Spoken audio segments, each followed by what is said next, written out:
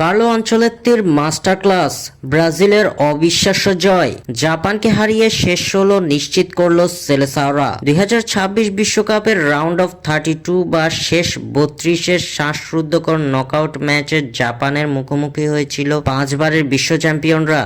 নির্ধারিত ৯০ মিনিটের খেলা ১-১ গোলের সমতায় থাকার পর অতিরিক্ত সময়ের শেষ মুহূর্তের নাটকীয় গোলে জাপানকে ২-১ ব্যবধানে হারিয়েছে সেলেসাওরা। তবে হিউস্টন স্টেডিয়ামে এদিন শুরুতে চাপে পড়ে ব্রাজিল। প্রথমার্ধের ২৯তম মিনিটে সেলেসাও ডিফেন্ডার দানিলোর ভুল পাস ছিনিয়ে নিয়ে ডিবক্সের বাইরে থেকে কাইসু সানো করেন দুর্দান্ত এক গোল।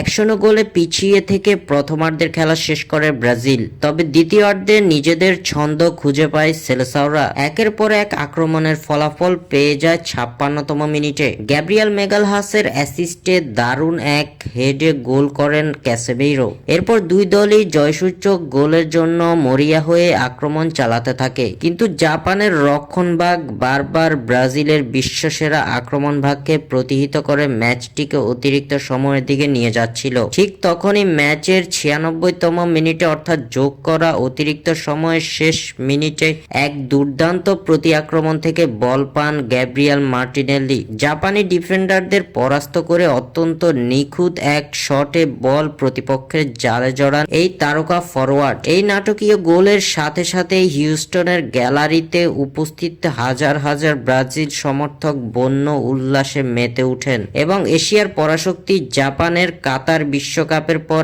আরেকটি ঐতিহাসিক যাত্রা অত্যন্ত দুঃখজনকভাবে শেষ হয়। স্বাক্ষর থেকে সাব্বির ইসলাম।